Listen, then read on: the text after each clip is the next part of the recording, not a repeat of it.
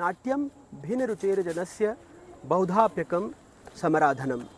नाटक कई रंगों से रंगा जाता है, सबको मोहता है, और जब यही रंग मंच पर जीवंत होते हैं, नई कहानियाँ बुनते हैं, आत्मा को छूते हैं, तो एक नए संसार का सृजन होता है। एक रंग श्रेष्ठ रंग। भोपाल 5 दिनों तक इस रंग का गवाह रहा। शुरुआत उस पांचाली की कहानी से जिसके 5 पति थे, लेकिन संभवतः सुनने वाला कोई नहीं। अग्निसुता द्रौपदी इसी नायिका के उन अनछुए पहलुओं को सुनती है और एक नई कहानी बुनती है। भारत रंग महोत्सव के 25वें संस्करण के अंतर्गत भोपाल के भारत भवन में रंगमंच की भव्यता एक बार फिर जीवंत हो उठी। 5 दिनों के समारोह की पहली शाम जब मंच पर अग्निसुता द्रौपदी अवतरित हुई, दर्शकों की सांसें थम गईं।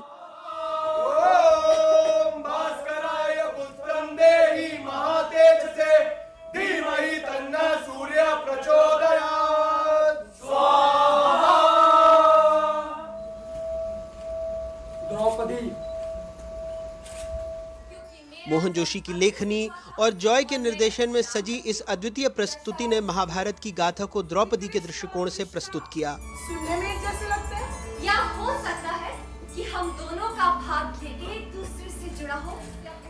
जब अंधकार मंच पर पसरा और कई दीप जले, तभी आवाज गूंजी, मैं अग्निसुता, मैं द्रौपदी। तुम कौन? मैं तुम।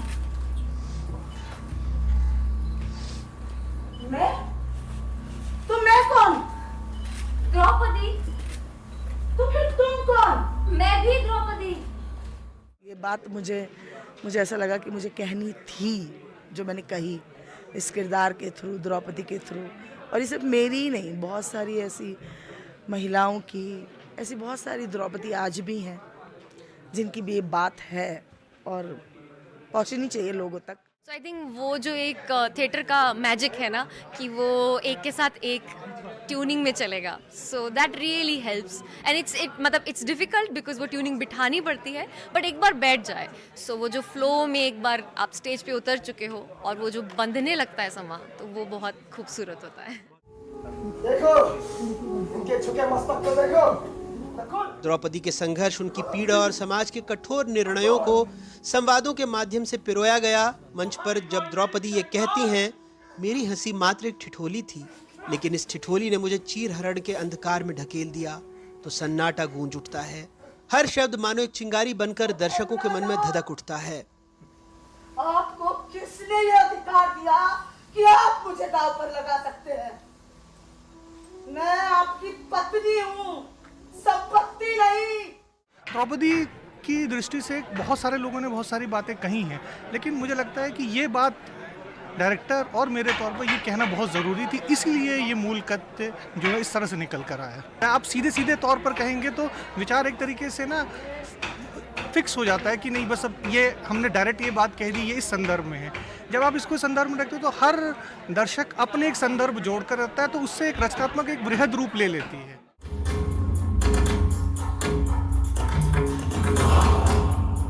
मार्शल आर्ट की भावभंगिमाएं, शारीरिक अभिनय का विलक्षण प्रयोग और माया महल का बांस और रस्सी से अद्भुत निर्माण, ये सब नाटक को एक नई ऊंचाई देता है। प्रकाश और संगीत का संयोजन भी प्रभावी रहा, हालांकि इसमें सुधार की संभावनाएं थीं।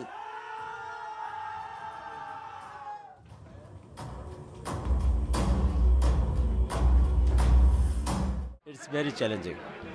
सबसे ज़्यादा इम्पोर्टेंट है कि एक महाकाव्य है, उसमें पॉसिबिलिटीज़ बहुत ज़्यादा है और बहुत ज़्यादा पॉसिबिलिटीज़ थिएटर के हिसाब से बहुत ज़्यादा कम है। कि ये क्या है कि माया महल को हम किस तरह से दिखाएं, चौक्षर वाला सीन, और हम चीरहरण, द्रौपदी का जो जर्नी है उसको मैं 1.5 घंटे के अंदर सिमटना बहुत डिफिकल्ट था। नाटक के समापन पर तालियों की गड़गड़ाहट ने गूंजते हुए ये बता दिया कि अग्निसुता द्रौपदी ने हर मन को झकझोर दिया है। मन कहीं अटका रह गया और वो जिस खूंटे से अटका था वो भी आज टूट गया।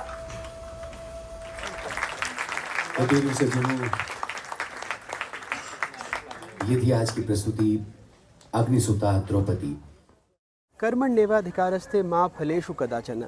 सदियों से ये श्लोक हमारा मार्गदर्शन करते आए हैं, लेकिन क्या हम इसे समझ पाए हैं? पुनश्च कृष्ण इसी को समझने की कोशिश है। हालांकि ये नाटक एक फिलर के तौर पर आया क्योंकि श्रीलंकाई नाटक भोपाल पहुंच नहीं पाया।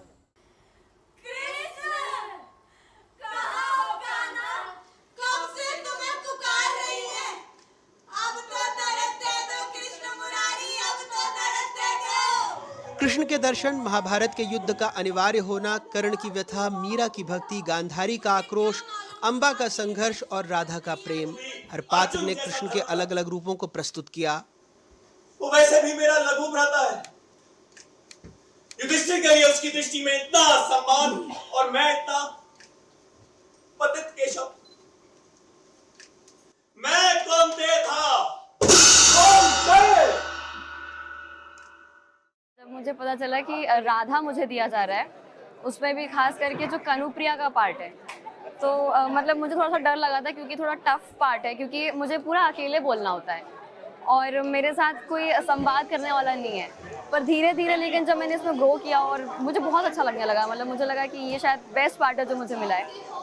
और राधा बनना मतलब शायद हर लड़की का सपना है कि वो राधा का किरदार करे। इस राधा को निभाने के लिए हमारा पूरा प्रोसेस था। सबसे पहले ये कि हम कैसे कनेक्ट करते हैं कृष्ण से, मतलब कृष्ण हमारे लिए क्या है, भाई हैं, दोस्त हैं, सखा हैं, पिता के रूप में हैं, तो उसको हम लोगों को ढूंढना था कि हमारे लिए क्या है। मुझे एज अ सखा के रूप में मिले और मैं इसी के साथ आगे बढ़ी। जब सर ने हमारे साथ प्रोसेस स्टार्ट की तो सर ने पहले हमसे जाना कि तुम्हारे लिए कृष्ण क्या है।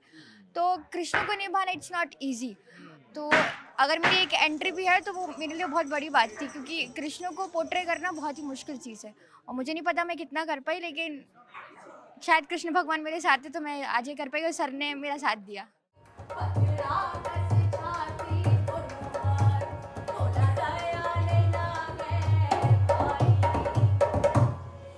प्रकाश और संगीत ने नाटक की आत्मा को जीवंत किया। हालांकि संगीत के प्रवाह में थोड़े संतुलन की गुंजाइश थी।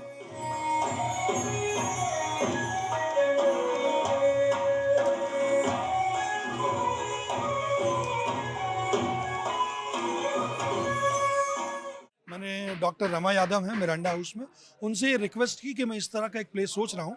तो मेरे दिमाग में एक कंसेप्ट था कि हम क्यों ना गीता को रीलोकेट करें, इसीलिए इसका नाम पुनश्च कृष्ण हमने रखा हुआ है। तो हमने सोचा कि रीलोकेट करें, स्टूडेंट्स को भी रीलोकेट कराएं और आधुनिक युवा गीता को किस ढंग से देख सकता है उसका एक तरीका खोजने की कोशिश की। दो माओ का लाल होकर सहना तो मुझे ही पड़ा। एक आकस्मिक निर्णय से मंचित पुनश्च कृष्ण दर्शकों के लिए आध्यात्मिक यात्रा बन गया। ये नाटक दिव्यता और मानवीय संवेदनाओं का अद्भुत समन्वय था। हमारे मन, आत्मा और शरीर का बोल कन्हैया बोल।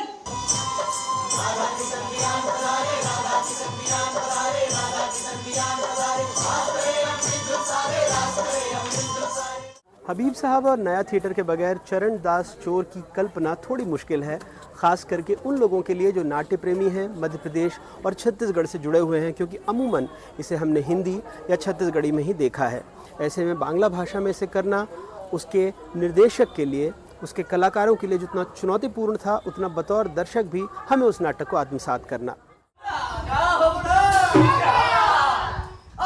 हबीब तनवीर के रंग से रंगे इस नाटक को एक नई चुनौती के रूप में दमदम विश्वरूपम कोलकाता के समूह ने प्रस्तुत किया। ये नाटक छत्तीसगढ़ी और हिंदी में तो दर्शकों ने कई बार देखा था, लेकिन बांग्ला भाषा में चरणदास का अनोखा अंदाज एक अलग अनुभव लेकर आया।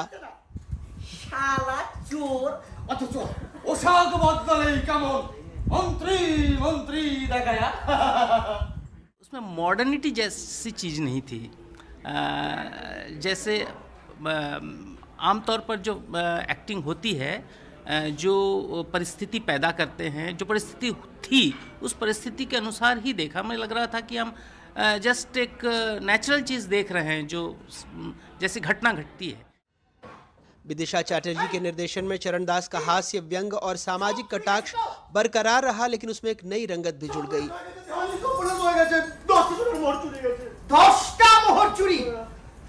আমি যে রাজ্যের দেওয়ান সেখানে দিনে দুপুরে এমন কাণ্ড, এখন আমি সাহেবাকে কি জবাবদিহি করব?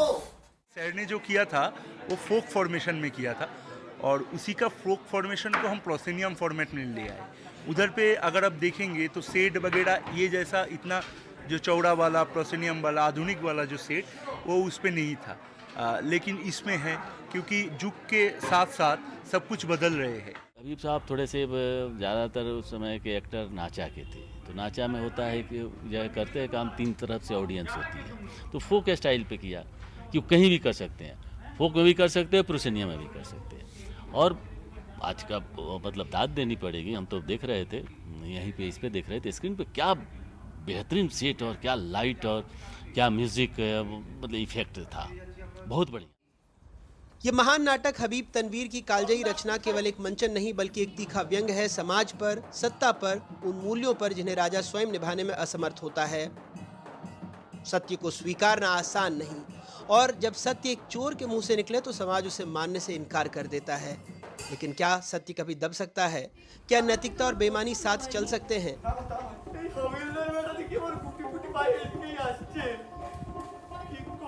हर संवाद के साथ हॉल में ठहाके गूंजते रहे और हर दृश्य के अंत में तालियों की गड़गड़ाहट ने इस नाटक की सफलता पर मुहर लगा दी।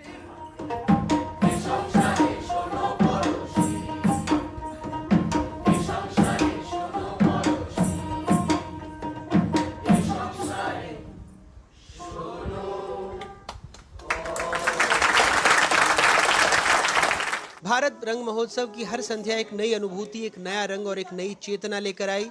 ये मंच सिर्फ अभिनय का नहीं, विचारों की क्रांति का भी प्रतीक बन गया।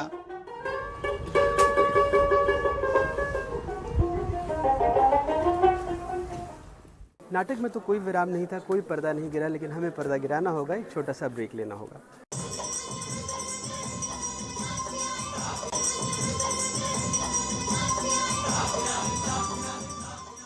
ब्रेख्त कहते थे, कला वास्तविकता का दर्पण नहीं बल्कि उसे आकार देने वाला हथौड़ा है।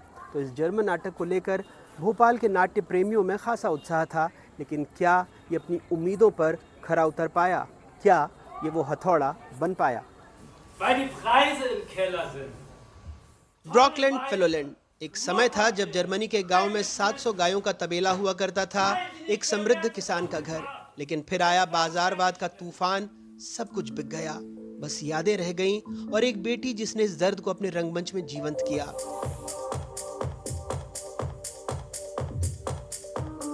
जूलिया स्ट्रेलर के निर्देशन में जब मेरी गोडविक ने अपनी ही कहानी को मंच पर रखा तो हर संवाद खेतों की मिट्टी से उठती हुई आवाज सा लगा। लेकिन भावनाओं को समझने के लिए दर्शकों को स्क्रीन पर अनुवाद का सहारा लेना था, और जब अनुवाद तय वक्त पर नहीं आया तो संवाद कहीं खो गए। पर भावनाएं वो तो हमेशा भाषा से परी होती हैं, वो दिलों में महसूस की जाती हैं।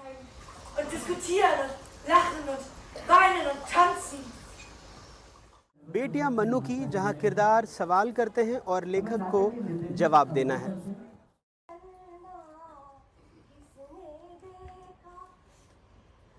बेटियां मन्नू की, एक मंच कई कहानियां पर एक पुरुष जो हर कहानी में किसी न किसी रूप में शामिल है। मंच पर एक एक कर जलती हैं रोशनी और उजाले में दिखती हैं अनेक स्त्रियां, एक पुरुष अकेला खड़ा, विस्मित, हतप्रभ। हर कहानी में एक ही पात्र मगर स्त्रियां बदलती रहीं। तुम उस दिन अद्भुत लग रही थी। मैं गीत में डूबी हुई थी। मैं तुम में डूब गया था। मैं बेखबर थी बिल्कुल। और मैंने आगे बढ़कर तुम्हें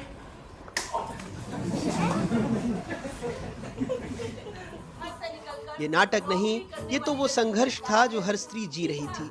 जैसे मनु जी खुद यहाँ बैठी हों, अपने किरदारों को मंच पर जीवंत होते देख रही हों। जो प्रेम कर रही थी और प्रेम के बीच चुनाव कर रही थी। लड़कियों को उन्होंने पूरा स्पेस दिया। अरे क्या मुश्किल कहानी लिखी। एक स्त्री सवाल उठाती है, क्या हम बस कच्ची मिट्टी के हैं जिसे किसी और ने गढ़ा है? और जवाब आता है, शायद हम सब एक दूसरे में जीते हैं। और फिर आपकी बंटी की शकुन कहती है, अब तो ये कहावत बन चुकी है कि सारे मर्द एक जैसे होते हैं। आप सबके भीतर, तमाम लोगों के भीतर, और वो सोचते रहते हैं काश ऐसा हुआ होता, काश ऐसा ना हुआ होता। ये जमाना जो है ना तो नया रंग देता रहता है। पूरा सभागार ठहाकों से गूंज उठता है, लेकिन उन ठहाकों के पीछे कहीं ना कहीं एक गहरी सोच भी जन्म लेती है। तुमने हमें ऐसा क्यों बनाया? मैं ये नहीं बनना चाहती थी। ये कोई आम नाटक नहीं था, ये क्रांति थी जिसमें किरदार अपने ही सर्जक से जवाब मांग रहे थे। मनु भंडारी आज हमारे बीच नहीं है, लेकिन उनकी कहानियां जिंदा हैं और इस नाटक ने उन कहानियों को और भी गहराई से जीने का मौका दिया। मेरे दिमाग में बात साफ थी कि मैं मन्नू भंडारी की अलग अलग कहानियों का सार संक्षेप पेश नहीं करूंगा। मैं एक नई कहानी लिखूंगा जिसमें वो किरदार होंगे और उन कहानियों के बारे में थोड़ा उन्हीं के जरिए पता चलेगा। तो बंटी उसमें केंद्रीय इसलिए हो गया कि मुझे एक सूत्रधार जैसा चाहिए था। ये सिर्फ नाटक नहीं थे, ये आईना थे जिसमें हम सब ने खुद को देखा और शायद थोड़ा और समझा। ये नाटक प्रसिद्ध हिंदी लेखिका मन्नू भंडारी की 8 कहानियों और उपन्यास आपका बंटी पर आधारित एक अनूठी प्रस्तुति थी।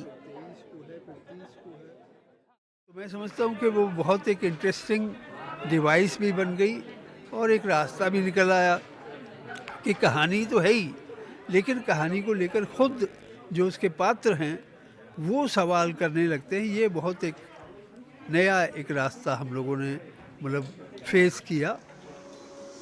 अपने सारे कार्य को करके ये नाट्य महोत्सव नहीं, एक ऐतिहासिक क्षण था, एक नई परंपरा का सूत्रपात, जहां कहानियां सिर्फ सुनाई नहीं गई बल्कि वो जी गई, महसूस की गई। अरे ओ गोकुल के सारे लोग गए, अरे देखो तो कौन आया है, अरे मेरा कान्हा आया है, मेरा कान्हा। भीड़ उमड़ी, हॉल छोटा पड़ गया, लोग दरवाजों पर खड़े रहे क्योंकि ये सिर्फ एक मंचन नहीं था, ये स्त्री संघर्ष की जीवंत कविता थी। क्योंकि जब किरदार बोलते हैं तो सिर्फ नाटक नहीं रचा जाता, समाज की एक नई इबारत भी लिखी जाती है। बहुत ही सुंदर इस स्पेस की अपनी एक एनर्जी है, क्योंकि यहाँ पे बहुत बड़े कहना इसलिए कह रही हूँ क्योंकि उम्र में भी उम्र से अनुभव आता है, तो बहुत सारे लोगों की एनर्जी है यहाँ पर और दर्शक इतने ज़्यादा अच्छे हैं भोपाल के। हर बार जितनी बार परफॉर्म करती हूँ यहाँ पे लगता है कि फिर एक बार आना हो। वो एनर्जी देता है ये स्पेस, ये दर्शक, सब लोग, और इंटीमेट स्पेस है, ये इसकी बहुत खूबसूरती है। शेक्सपियर कहते थे ये सारी दुनिया एक रंगमंच है, सारे पुरुष और महिलाएं इसके कलाकार, सबके अपने अपने निकास और प्रवेश द्वार हैं। हर शख्स कई कई भूमिकाएं एक साथ निभाता है। तो इसी बात के साथ एक रंग श्रेष्ठ रंग की यात्रा समाप्त हुई, इसी वादे के साथ कि इन्हीं रंगों के साथ फिर मिलेंगे। भोपाल से अपने कैमरा सहयोगी रिजवान खान, राजू बाथम और सुमित के साथ अनुराग द्वारी, NDTV।